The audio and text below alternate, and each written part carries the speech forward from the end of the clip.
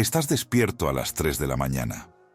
No por un ruido externo, sino por la resonancia interna de una conversación que ocurrió hace 12 horas, o tal vez una que temes que suceda mañana. Sientes esa tensión peculiar, la mandíbula apretada, el estómago revuelto y el cerebro corriendo en círculos, buscando desesperadamente una solución, una estrategia, una forma de ganar esa batalla mental que nadie más está presenciando. Este es el mecanismo del sufrimiento moderno. No es solo el tráfico, la deuda o la incertidumbre. Eso es solo el escenario. El verdadero sufrimiento es tu reacción ante el escenario, tu intento frenético de forzar que la realidad sea diferente de lo que es en este instante. La trampa más profunda de la búsqueda espiritual es esta: creer que la paz es un estado que debes conquistar, un pico al que debes escalar con esfuerzo y disciplina agotadora. Te han enseñado que para tener paz debes practicarla, debes meditar más duro, debes controlar tus pensamientos, debes eliminar la rabia, debes purificar la impaciencia. Así, conviertes la paz en otro proyecto, en tu interminable lista de tareas pendientes. Y cada vez que fallas en lograr esa quietud perfecta, el látigo de la autocrítica se hace más fuerte.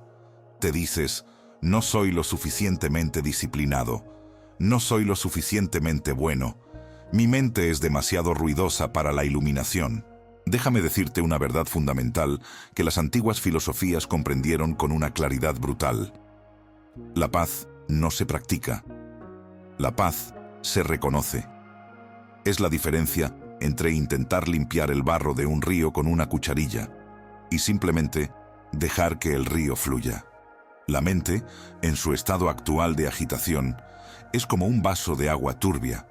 Imagina que tomas un vaso de agua de lluvia mezclada con tierra. Si quieres que el agua se aclare, ¿qué haces? ¿Agitas el vaso violentamente, gritándole a las partículas que se separen? ¿Intentas sacar el barro una partícula a la vez? No. Haces lo contrario. Lo dejas en paz. Lo colocas en una superficie estable y esperas. La quietud no limpia el agua, sino que permite que las impurezas, por su propia naturaleza pesada, se asienten en el fondo. Tu lucha por la paz es el acto de agitar el vaso. Cuando sientes ansiedad, tu primer impulso es luchar contra ella. Quieres erradicar el sentimiento. Quieres pensar en una solución. Quieres distraerte. Cada uno de estos movimientos, no importa cuán bien intencionados sean, son actos de agitación. Lo que los maestros budistas llamaron la raíz del sufrimiento es tanha, esa sed, ese anhelo porque las cosas sean distintas, o esa aversión a lo que ya es. Pero hay un motor más profundo detrás de tanha, y es donde entra en juego la ilusión central de nuestra existencia moderna. Permíteme nombrarte el mecanismo que te está robando la paz. Los sabios de la antigüedad tenían nombres muy específicos para la ilusión de identidad que impulsa esta necesidad de control. Primero, tenemos asmita. Esto es el egoísmo, pero no en el sentido de ser egocéntrico. Es la presunción de ser, la identificación con la forma. Es la creencia de que esta colección de pensamientos, sentimientos y memorias es una entidad sólida, inmutable y permanente que debe ser defendida y controlada a toda costa. Asmita es lo que te hace sentir ofendido cuando alguien te critica, porque ese ataque no solo es un comentario, sino una amenaza a la solidez del yo que has construido.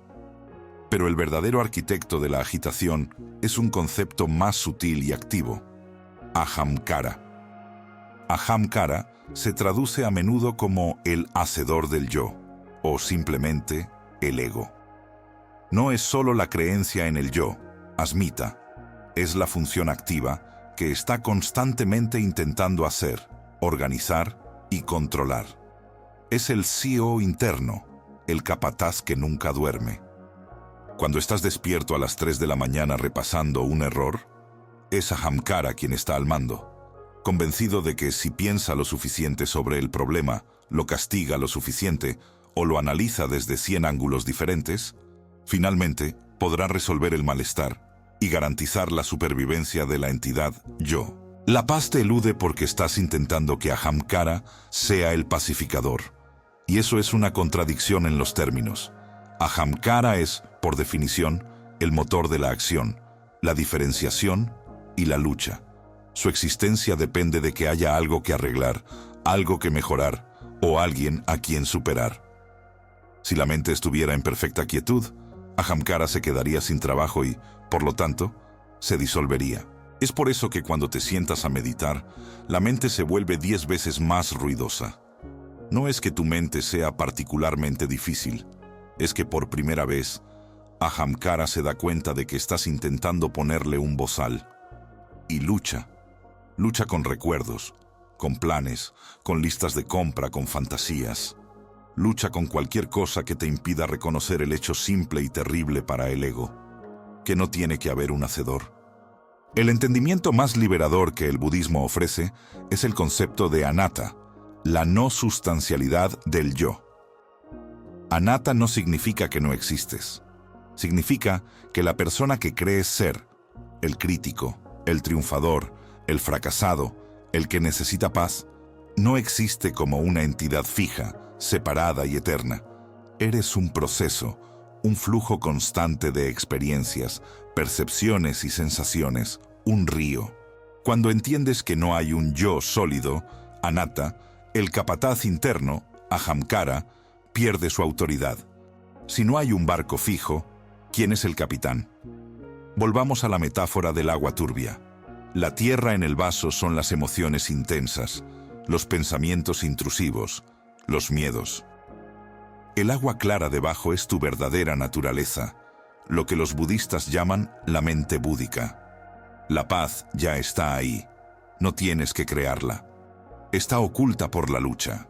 Cuando intentas practicar la paz, es decir, cuando intentas forzar la quietud o la felicidad, lo que realmente estás haciendo es que Ahamkara tome un cucharón y empiece a remover el agua, diciendo: «Debo sacar el barro ahora, debo estar iluminado antes del café». El camino de la transformación real no es la lucha, sino el reconocimiento. Es la comprensión de que esa entidad que se siente obligada a limpiar el vaso es la misma entidad que lo está enturbiando. ¿Cómo se ve esto en la vida cotidiana? Piensa en un momento en el que alguien te trató injustamente en el trabajo. La primera flecha es el dolor de la injusticia. La segunda flecha, la que realmente te hiere, es Ahamkara tomando la ofensa y rumiándola. No deberían haberme hecho esto. Debo planear mi venganza. Soy una víctima. Debo protegerme. Esa rumiación es el acto de agitar el vaso hasta convertirlo en lodo espeso. Cuando reconoces anatta en ese momento, te das cuenta de que la ofensa es solo una sensación pasajera en el flujo de la conciencia. No hay un yo permanente y sólido que haya sido fundamentalmente dañado. Hay solo un evento y la reacción. Para empezar a reconocer la paz, primero debemos dejar de honrar al hacedor, a Ahamkara. Debemos dejar de creer que esa voz crítica o planificadora tiene la autoridad para dictar nuestro estado interno. Esta es la primera gran liberación que buscamos en la llave del iluminado. La liberación de la tiranía del esfuerzo forzado. El agua se aclarará sola si dejas de agitarla. La pregunta fundamental que debes llevar contigo a partir de ahora no es ¿cómo obtengo paz?, sino ¿qué estoy haciendo ahora mismo que está agitando el vaso? Te invito a que te suscribas a este canal, no para obtener más teoría, sino para que juntos podamos desmantelar estas ilusiones paso a paso, reconociendo la claridad que ya existe debajo de la turbidez. El error no es que haya barro en el agua. El error es tu desesperación por sacarlo. La paz no es la ausencia de barro. Es la quietud suficiente para ver la claridad que hay debajo. Y esa quietud comienza en el momento en que decides soltar el control de la cuchara. En la próxima parte, vamos a profundizar en cómo se siente soltar el control en un nivel físico y mental.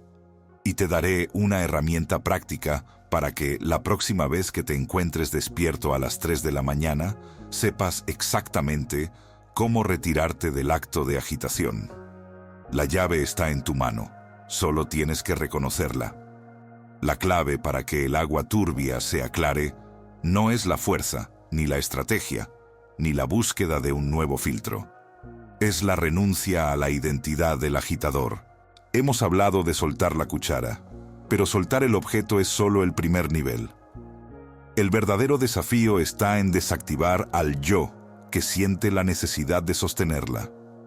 Cuando la mente se llena de ruido, preocupaciones, juicios, planes ansiosos, ese barro que sube a la superficie no es solo emoción. Es la manifestación física de una profunda creencia. La creencia de que tú eres el único responsable de ordenar el universo, o al menos tu pequeño rincón de él. Esta creencia tiene un nombre en las tradiciones orientales. Es la función egoica, la máquina de identidad que llamamos Ahamkara, literalmente el hacedor del yo. Ahamkara es el mecanismo que, al despertar cada mañana, se pregunta: ¿quién soy yo hoy? ¿Y qué tengo que hacer para protegerme y mejorarme? Ahamkara es la mano invisible que no puede tolerar la quietud del agua. Para Ahamkara, si el agua está turbia, es una prueba de tu fracaso. Si el agua está clara, es una prueba de tu éxito. En ambos casos, necesita estar activo, batiendo, asegurándose de que el lodo se mueva de una forma u otra. Su propia existencia depende de la acción. Mira a tu alrededor. La cultura moderna está completamente construida sobre la adoración de Ahamkara. Si no estás haciendo, no estás valiendo. Si no estás mejorando, estás decayendo. La agitación interna se convierte en una medalla de honor, la prueba de que eres un ser humano responsable y consciente. Pero el sabio ve esto como una cárcel. El problema no es la turbidez, sino el orgullo, la asmita, que se adhiere a la turbidez. Asmita es la arrogancia sutil de creer que mi sufrimiento es único, mi caos requiere mi atención constante, y solo yo puedo manejar esta crisis. Cuando el agua está turbia, Asmita no te permite esperar. Te obliga a sumergir la mano de nuevo diciendo: si no lo hago yo, ¿quién lo hará? Es este aferramiento al yo hacedor lo que perpetúa el sufrimiento. No es el problema externo, sino la necesidad interna de ser el solucionador del problema. Piensa en la experiencia de levantarte a medianoche. ¿Por qué el insomnio se siente tan activo? No es solo que estés pensando, es que estás luchando con tus pensamientos. Estás intentando organizar el futuro, resolver el pasado. El Ahamkara se pone su traje de superhéroe mental y comienza a revolver el estanque de la noche, convencido de que si revuelve lo suficiente, la solución aparecerá mágicamente. Pero cada giro de la cuchara es un acto de refuerzo. Cada vez que te identificas con el pensamiento que dice: esto es un desastre, tengo que arreglarlo, estás alimentando a la identidad que te mantiene despierto. La enseñanza profunda que desmantela esta máquina es la de Anatta, la doctrina de la no identidad o no yo. Anatta no es un concepto negativo, es un alivio inmenso. No significa que no existes, significa que el tú, que crees que es sólido, permanente y que tiene que estar a cargo de todo, es una ilusión compuesta. El yo hacedor, Ahamkara, es como la forma que toma el humo de una chimenea. Parece una entidad, pero si intentas tocarla, se dispersa. Está constantemente cambiando, formado por ideas, sensaciones, memorias y expectativas. Cuando el Buda habló de Anatta, no estaba pidiendo que te negaras, sino que vieras la verdad de la impermanencia en tu propia identidad. Si el yo está en constante flujo, anicca, ¿cómo puede haber un yo permanente que sea responsable de la quietud del estanque? Aquí es donde reside la llave del iluminado. La quietud no es algo que tú tienes que crear. Es el estado natural que surge cuando el tú artificial y compulsivo se retira. Imagina que estás intentando ver el fondo de un río. Si te paras en la orilla y empiezas a mover el agua con un palo, nunca verás las piedras de abajo. El momento de la visión no llega con más esfuerzo, sino con la suspensión del esfuerzo. La claridad está siempre presente, debajo del lodo. El lodo es inevitable. La vida trae eventos, estrés, desafíos, pero la agitación es opcional. Cuando la mente está agitada, el ahamkara te dice: mira todo este barro. Tienes que actuar inmediatamente, tienes que juzgar esta sensación, tienes que planear tu escape de esta incomodidad. La práctica de anatta en este momento es un simple acto de observación. Aquí está de nuevo el deseo de que yo tome el control. Aquí está el ahamkara sintiéndose amenazado. Aquí está la asmita creyendo que esta tarea es exclusivamente mía. No luches contra la agitación, porque luchar contra ella es otra forma de agitar el agua. Si te encuentras en medio de una tormenta emocional, un conflicto en el trabajo, una palabra hiriente, una preocupación financiera, el impulso es apretar los puños, tensar la mandíbula y mentalmente forzar una solución. Esta tensión es el ahamkara trabajando a toda máquina. La liberación comienza cuando reconoces la tensión física que acompaña a la creencia en el yo hacedor. ¿Dónde se siente el control en tu cuerpo? ¿En el plexo solar? ¿En los hombros? Cuando sientes esa tensión, el sabio no te pide que la elimines, sino que veas quién la está sosteniendo. Y cuando miras profundamente, descubres que no hay un quién sólido, sino solo la inercia de un patrón de pensamiento habitual. Permítame contarte la parábola del barquero y el río. Había un barquero que se obsesionó con la pureza de su río. Cada mañana veía que el flujo constante de la vida traía hojas, ramas y sedimento. Convencido de que un río puro era un reflejo de su propia pureza espiritual, pasó sus días remando incansablemente de orilla a orilla, recogiendo cada brizna de suciedad. Se agotó, sus manos se llenaron de ampollas y su mente nunca encontró paz.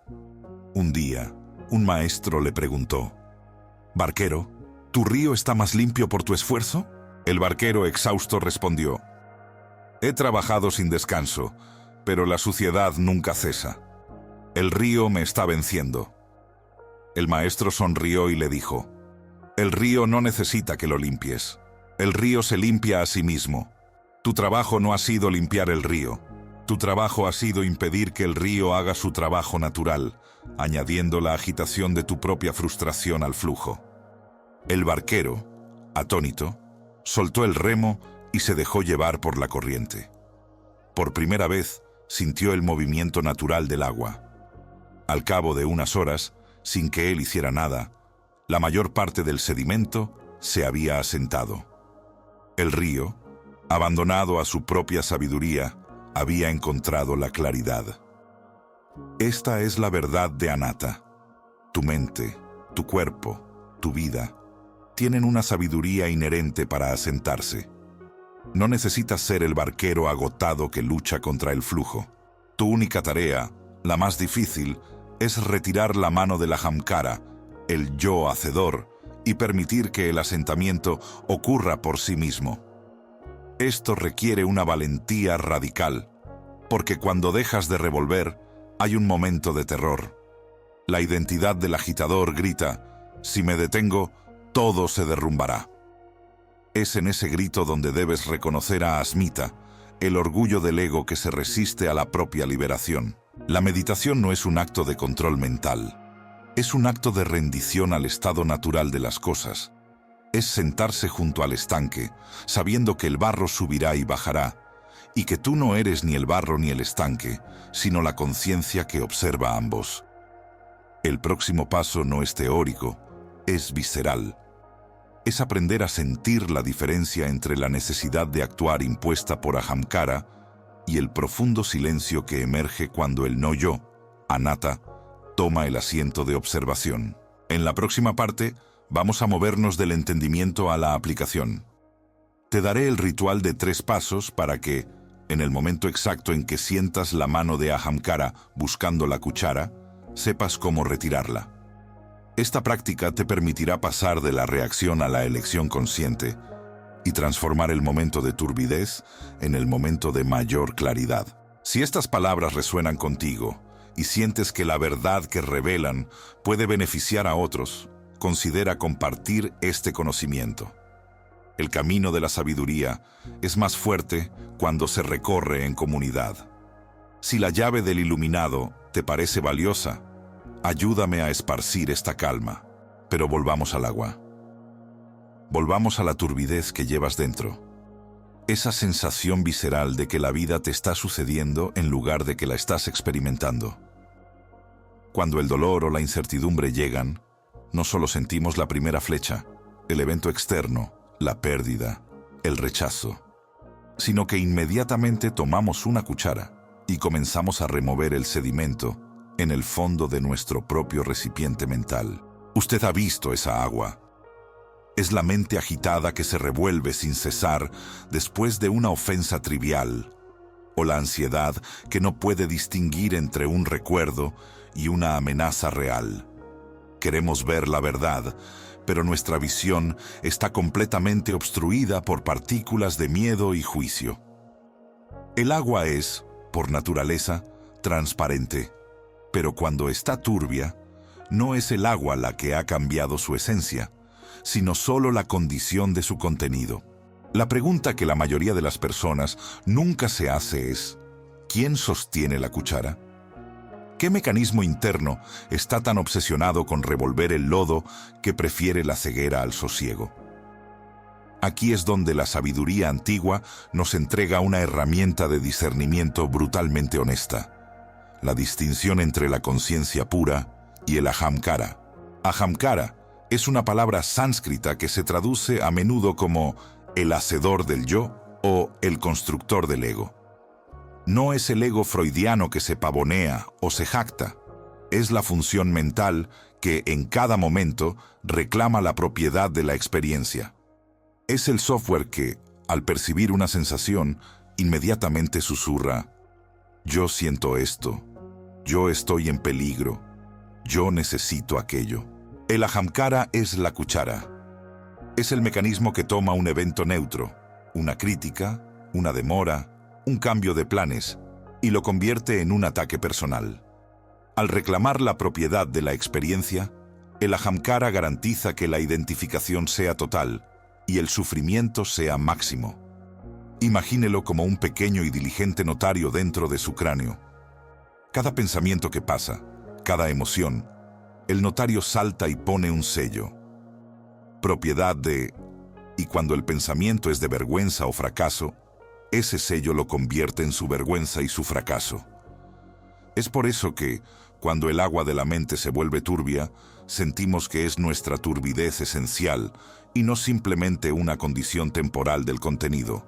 Este aferramiento del notario se llama asmita, que es el egoísmo en su forma más fundamental.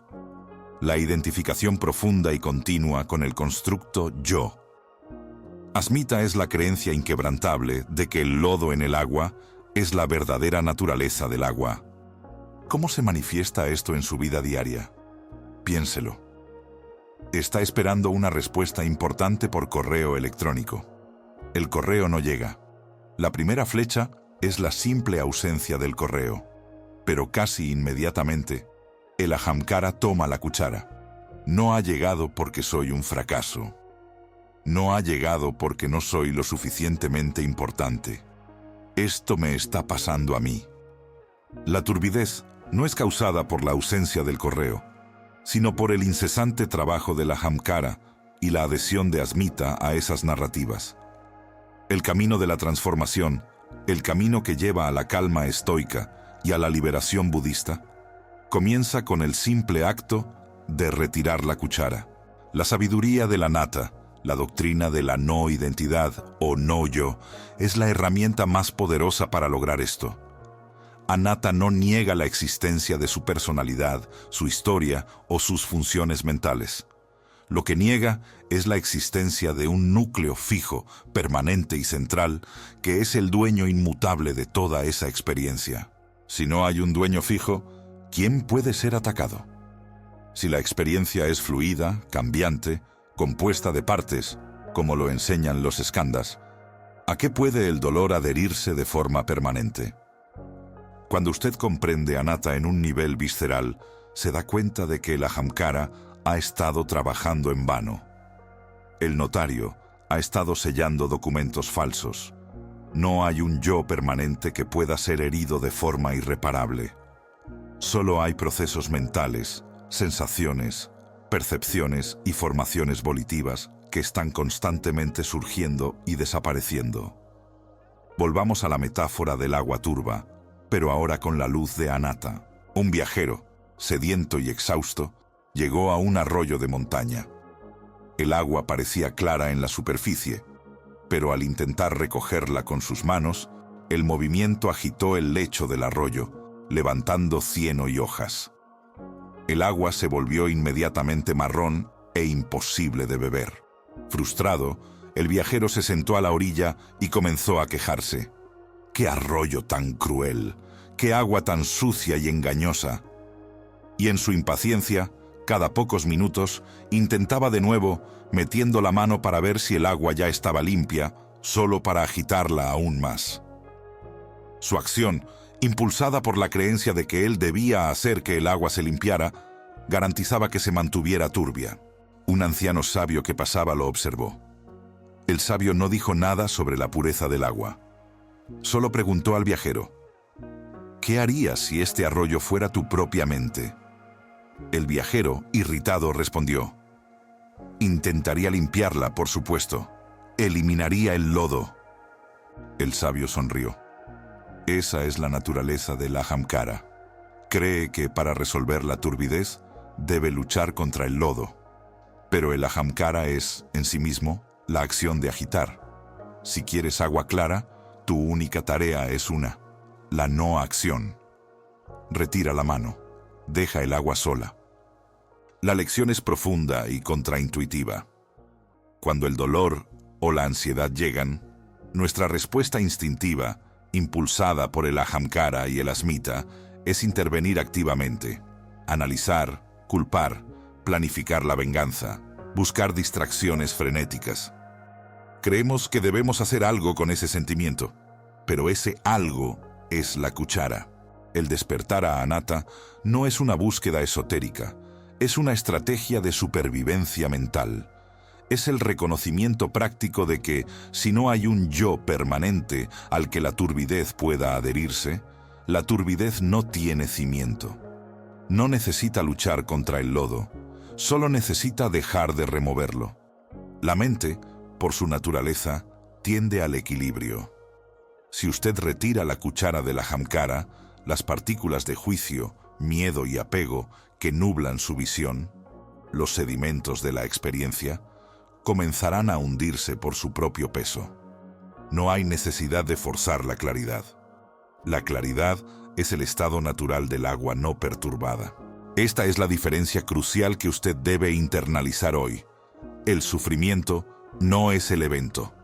El sufrimiento es la identificación obstinada del ahamkara con el evento y la subsiguiente acción de remover el lodo. Si la crítica de un colega le duele, no es la palabra la que duele. Es el ahamkara que la sella como un ataque a mi valía. Y el asmita que se identifica con yo soy indigno.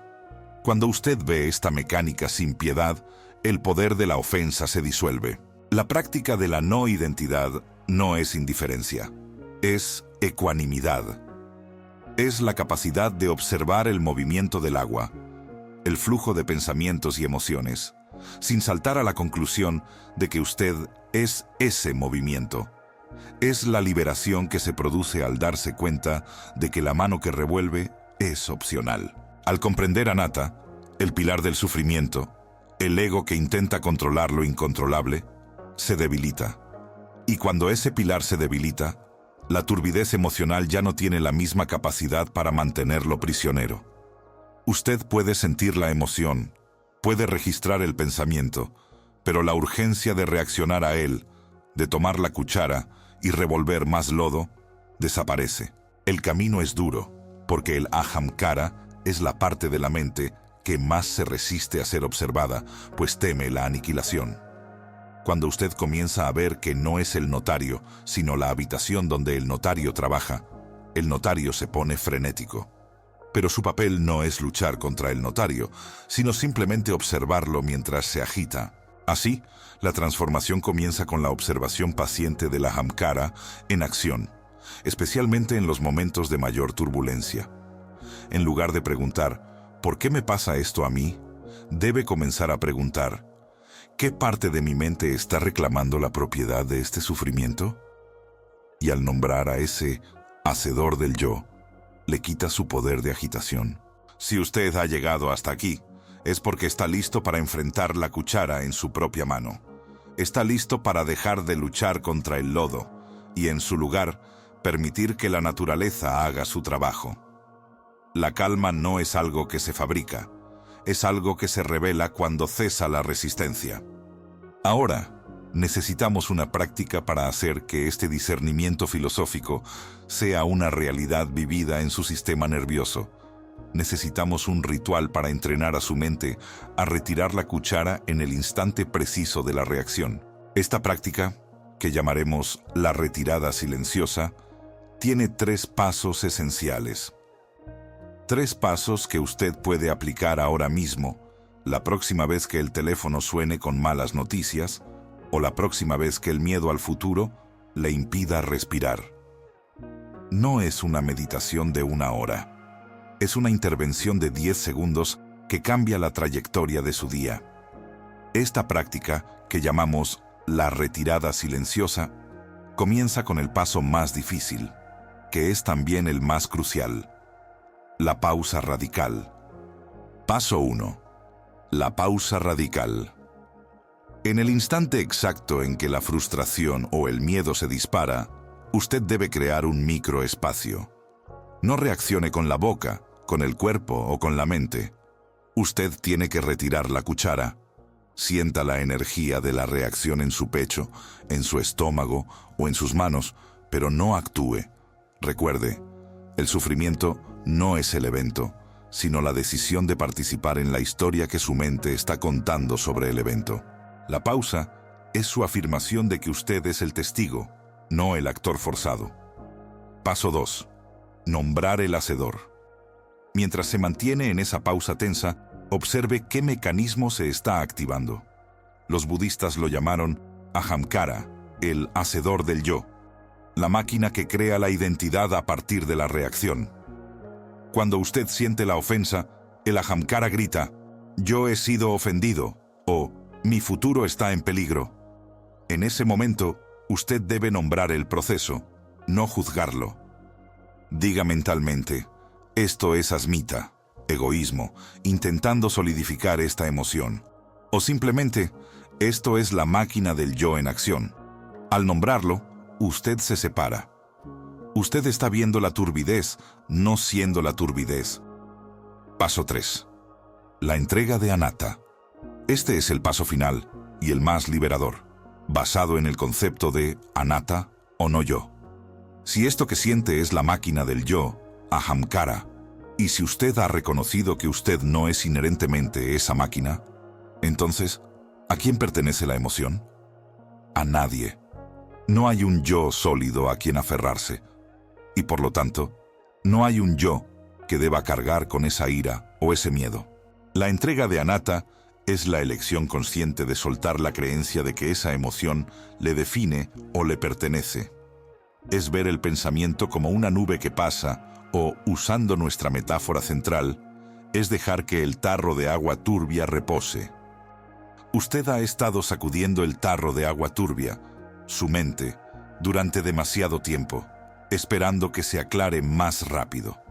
Pero cuanto más lo sacude, más sedimento levanta. La sabiduría no se trata de filtrar el agua con esfuerzo, sino de la paciencia de dejar el tarro en paz.